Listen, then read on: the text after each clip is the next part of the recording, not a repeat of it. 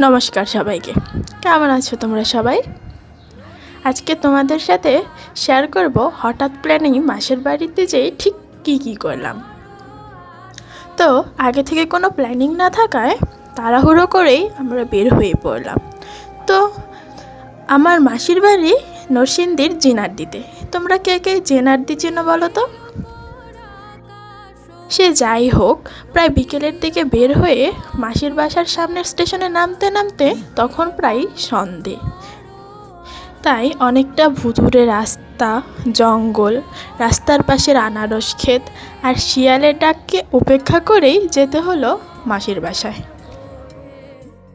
আসতেই দেখি মাসি আমাদের জন্য রাস্তা অবধি এসে দাঁড়িয়ে আছে, আমাদের এগিয়ে নিয়ে যাওয়ার জন্য। তা দেখে যে কী ভালো লাগলো তা তোমাদের বলে বোঝাতে পারবো না। তা যাই হোক, পরের দিন লাঙ্গলবন্দর স্নানযাত্রা থাকার কারণে রাত্রেই সবাই প্ল্যান করলাম যে কালকে ওইখানে যাব। তাই রাত্রের সকল কাজ শেষ করে সবার সাথে কিছু আড্ডা মেরে রাত্রে খুব তাড়াতাড়ি ঘুমিয়ে পড়লাম।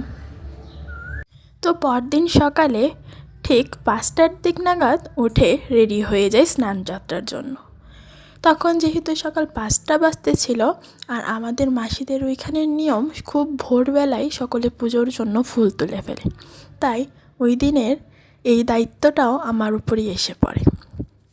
আর ঠাকুরের জন্য সুন্দর সুন্দর ফুলগুলো তোলে কী যে মানসিক শান্তি লাগতেছিল সেটা তোমাদের বোঝাতে পারবো না।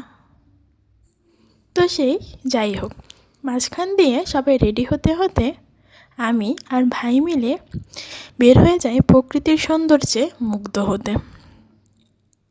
আহা, কি সুন্দর তাহার রূপ! তোমরা যারা গ্রামে থাকো তারা হয়তো সকালের এই প্রকৃতি দেখে অভ্যস্ত, কিন্তু যারা শহরে থাকে তাদের জন্য এই প্রকৃতি অসম্ভব সুন্দর। আহা, কি সুন্দর তাহার রূপ! আকাশে সুন্দর সূর্যমামার ঝিলিক, আশেপাশের ধানের ক্ষেত, গাছে গাছে সুন্দর ফুলসহ আরও নানান কিছু। দেখতে দেখতে স্নানযাত্রার জন্য বের হয়ে যায়। সেখানে গিয়ে কী হলো সেটা নয় অন্যদিন অন্য কোনো ভিডিওতে বলবো। তা সে যাই হোক, স্নানযাত্রা থেকে আসতে আসতে প্রায় সন্ধে। তো ওই দিন নিরামিষ থাকায় মাসির হাতের গরম গরম খিচুড়ি আর বেগুন ভাজা খেয়ে বেরিয়ে পড়লাম বাসার উদ্দেশ্যে। সব মিলিয়ে দিনটি অসম্ভব সুন্দর ছিল। আমাদের জীবনে